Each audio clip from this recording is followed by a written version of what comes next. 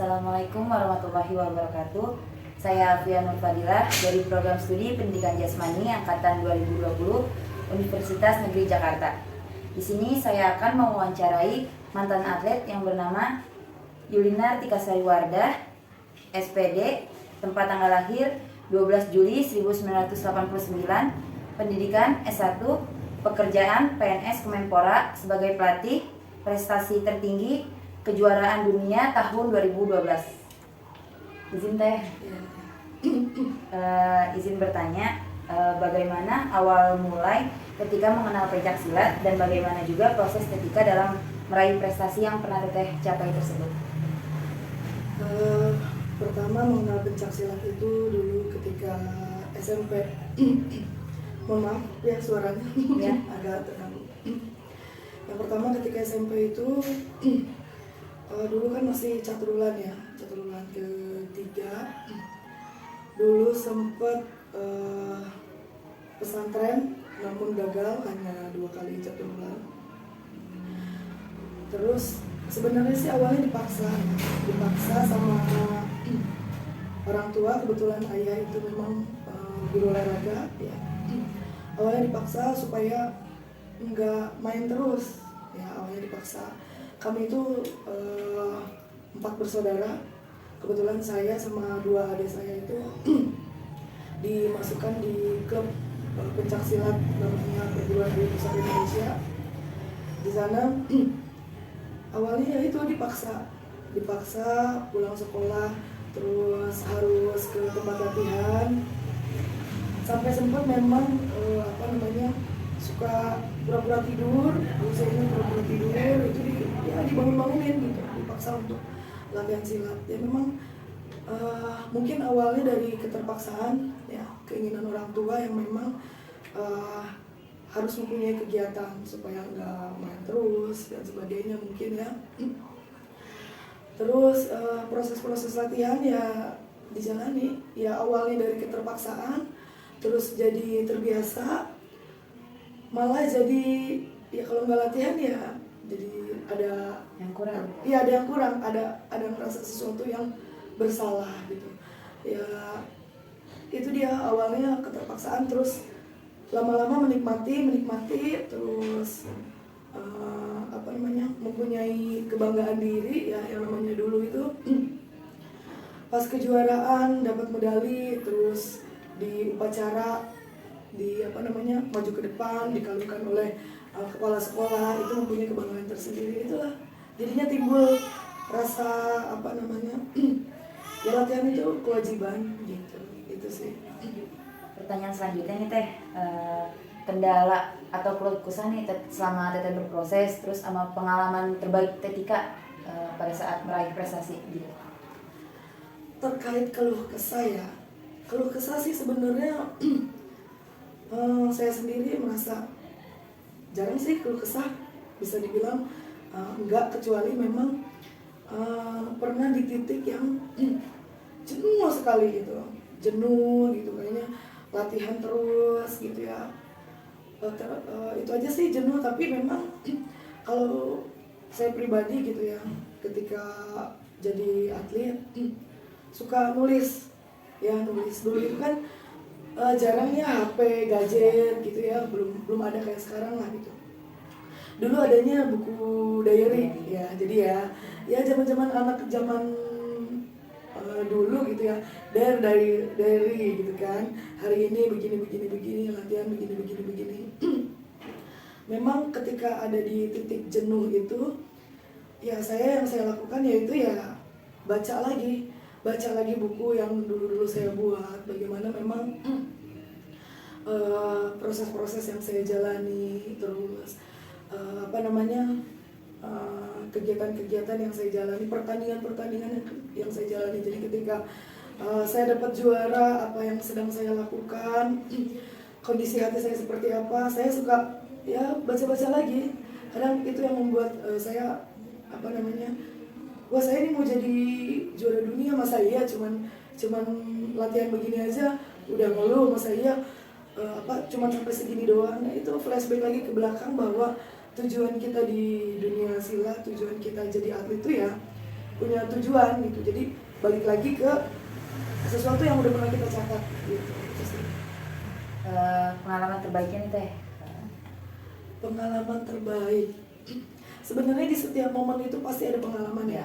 Di setiap momen adalah pengalaman yang berharga buat saya pribadi. Dan setiap momen juga dijadikan pembelajaran sih buat saya gitu.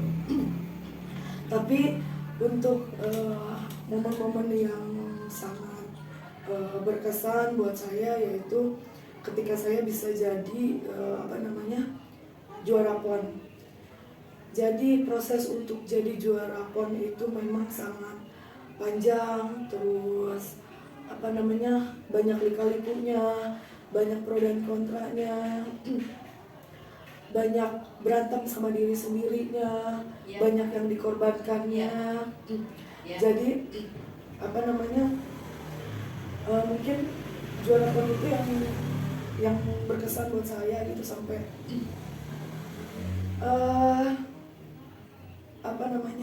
sampai dibilang saya bisa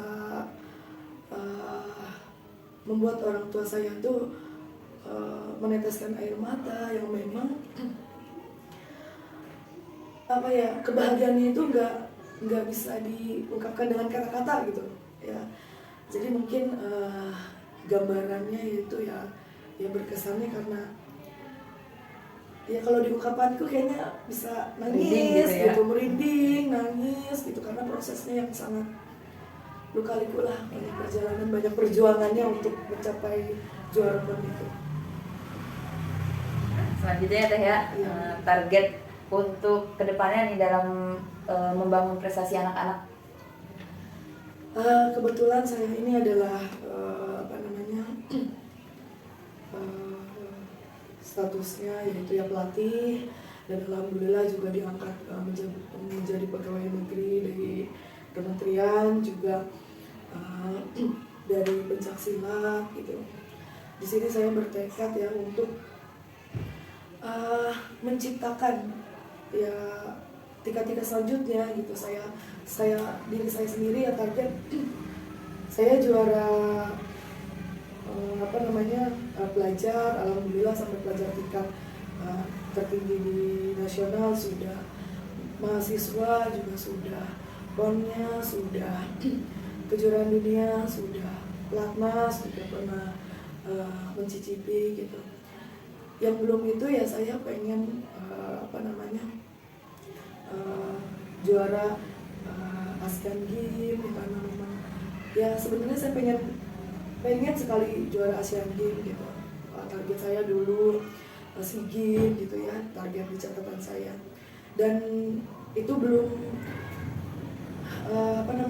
belum kenyataan, dan mungkin nggak akan kenyataan buat saya sampai dengan saat ini, nggak akan kenyataan dengan kondisi saya yang sudah jadi pelatih.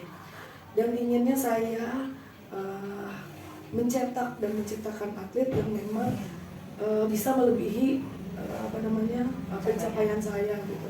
Mudah-mudahan saya bisa berbuat untuk atlet-atlet saya untuk bisa jadi juara melebihi dari apa yang pernah saya raih. Itu sih targetnya.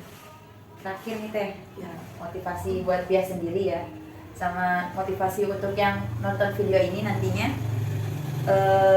dalam memotivasi diri agar lebih semangat, lebih kayak ayo kita bisa gitu ini, itu bagaimana Teh gitu?